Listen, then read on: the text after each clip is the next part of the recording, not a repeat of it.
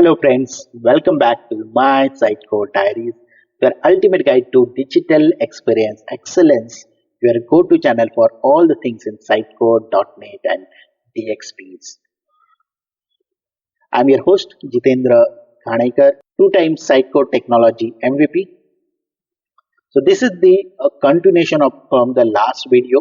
If you have not watched the last video, I will suggest you to watch that video and come back to this video. I will give the link in the description and the comment. So in last video, what we have done is we have tried to migrate our HTML code to the React code. So we have created React component and we moved the HTML code to the React code. And while doing that, we faced few issues which we resolved. So that time we realized that there are few things which are different in the React, the syntax wise different in the React. So in this video, what we are going to see, what are those things? So those things which are different, we will see what are those things and we will make the changes in our code also. So if you are new to the channel, please do consider subscribing to the channel and click on notification bell to get latest update. If you like the video, please make sure to click on the like button and to share this with your friends and colleagues. So let's start today's topic. Okay, now we are going to see what are the simple, small syntax related changes which we might need to do or adjustment which might need to do when you are moving your code from HTML to React. First thing is the inline styles, which we have already seen in our last example. So here if you are using style like this in the HTML, you are using the style like this, but there is a change in the React, the way you use the syntax. And if you remember that while we are moving our code to the React, we are converting HTML code to the React, we got an error because of this only. So here you can see the two times opening curly bracket and closing bracket. Within that you need to add your style sheet, and also the style sheet how you are writing, that is also changed. If you see the red, it is coming in the this quotation mark here, red. And also font size, if you see font hyphen size, but in the React case it's font S capital size, font size. This is how you are writing. So this is how the small adjustment which you have to do in the while doing the changes in the React from the HTML for style sheet. Then how you use the class name, that also changed. In the HTML you generally write class is equal to container, that is how you assign the container class to the div. But in case of a React, that change, it is class name, so class n capital name, so that is how it is changed. So you use a class name in the React. Self closing tag, so this also we have seen in our HTML tag, images tags were not closed in our code, but that has given error in the React, so you have to close the tag in the React. So that is you have to do that. Then if you are using a label in HTML, you generally use a label for name equal to name, so for is equal to name which we use. But in the React, this instead of for, you have to use HTML for. So that is one of the change which you need to do in the React. Router. So we might be doing a separate video on the React routing itself, but how the navigation code, the anchor tag code, which will change in the React from HTML. So in generally, when you write a HTML code, as an anchor tag you give href is equal to the page name, right here / about HTML. This is how you give the href in the HTML, but that change in the React. So React, you can use a React router DOM library, so you have to import that, and that is a link. So link you have to use, and 2 is equal to / about. Now here if you observe, there is no extension is given, so that is how you make a changes in the React router. Now the fragment.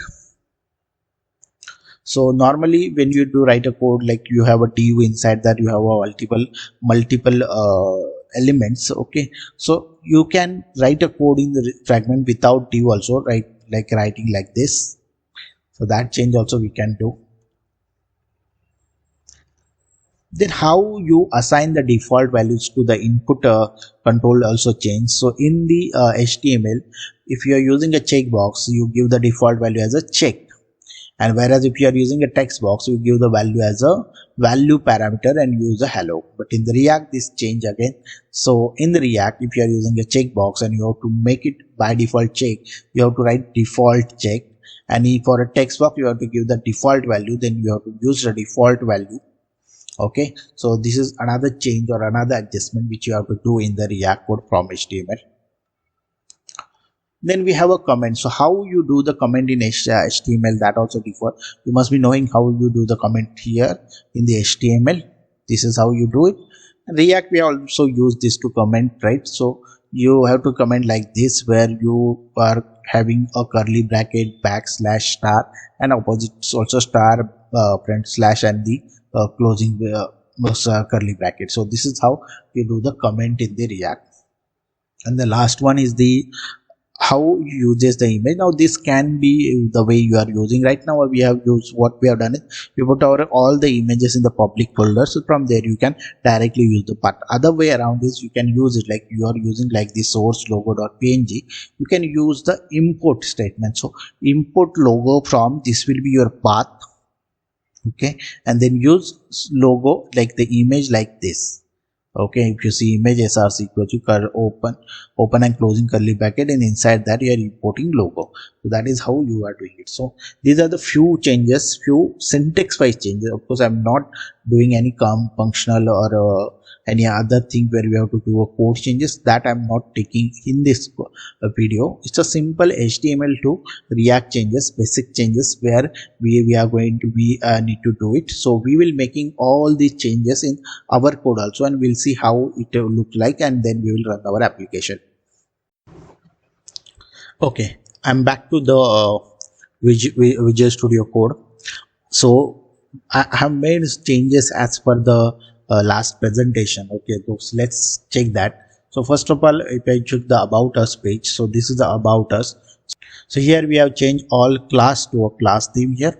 Okay, if you see that change is made in the about us. Then if you go to the contact us, I have load the images. So I have created here a folder called images in the src, and I put all the images here. Okay, and then whatever the required for this component, I imported that. Like this is for an email image, this is for a LinkedIn image, this is for resume image. Then also here we have changed the class name, and all the images are changed like this. Okay, already we have closed the image tag here which was open in the HTML. Then if you go back to the footer, again I have loaded all the images, I imported all the images and changed the class name here. Then we have a header here, same thing. I think I have not changed here the logo image, so let's do that also. Just change the logo.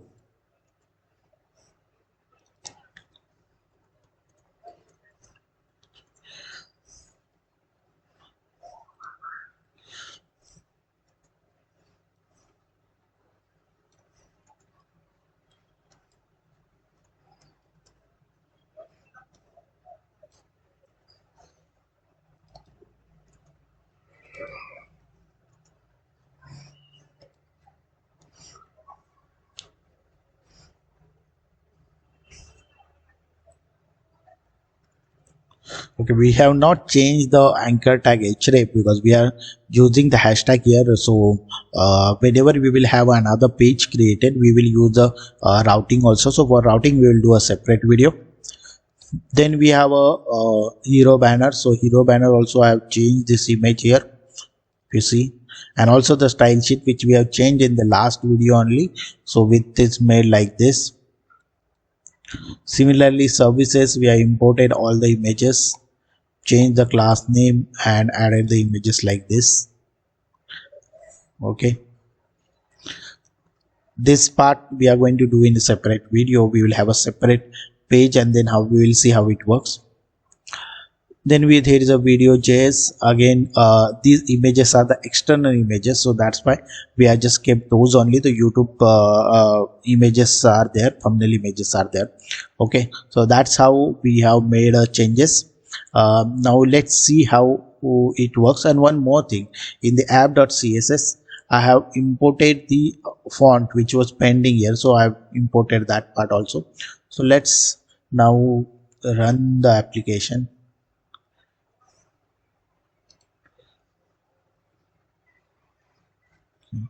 npm start.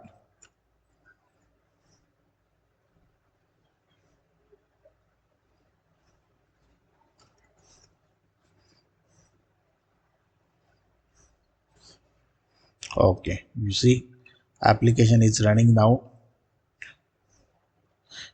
doesn't have any error and it's working. Painting font also applied. So let's check this functionality. It is working. Okay, fine, this is working. So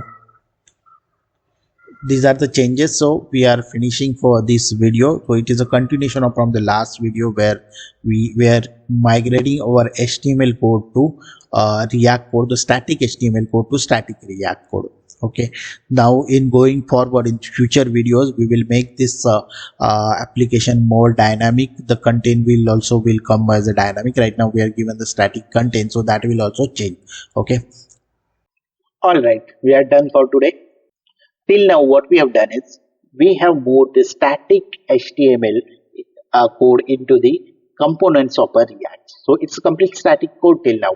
Okay, so we are going to do a future videos where we will make this static code a dynamic code, and later we also will integrate it with the site code. If you like this video, please do click on a like button, do share this with your friends and colleagues. And till now, if you are not subscribed to the channel, please do subscribe to the channel and click on notification bell to get latest update from the my Sitecore Diaries.